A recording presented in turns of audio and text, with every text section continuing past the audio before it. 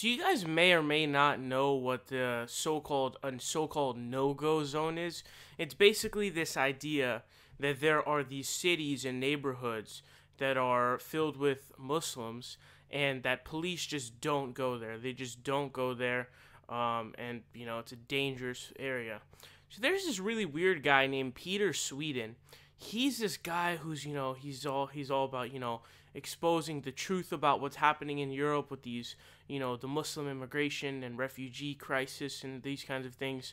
So let's see what he says. He went in and he recorded himself, and he records what he calls a no-go zone. Check it out.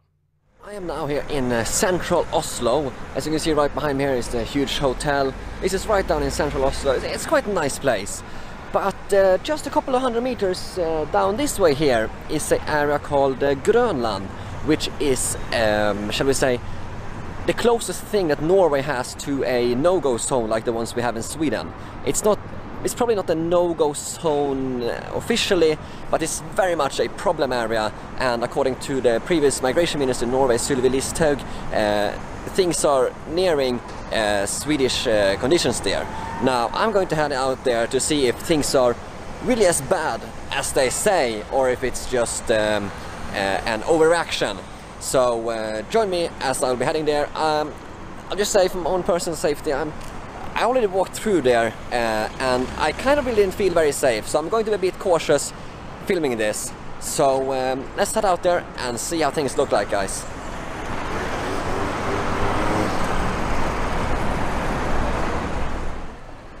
As soon as I enter the area of Grönland, I feel at unease.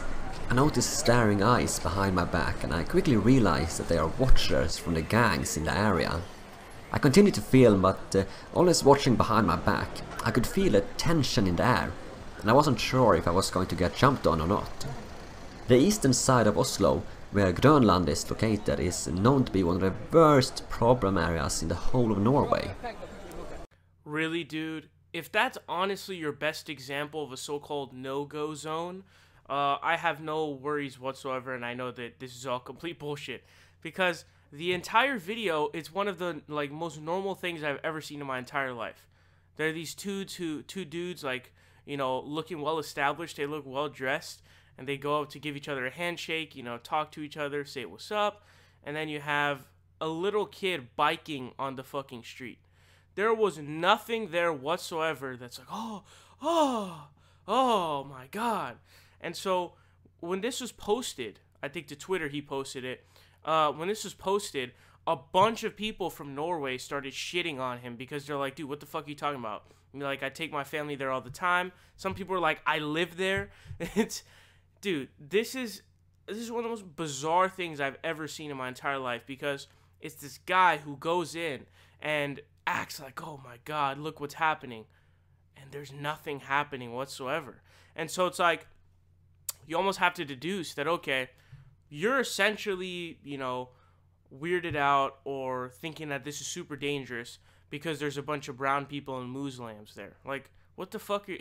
What? There was nothing that was offsetting about that that set me off by any means, and there's no way it can to anybody whatsoever, because there was nothing about that place that looked any different from a normal place. And again, like I said, people from Norway were just completely shitting on this dude. This guy is a really weird dude, though. He posts some really weird shit.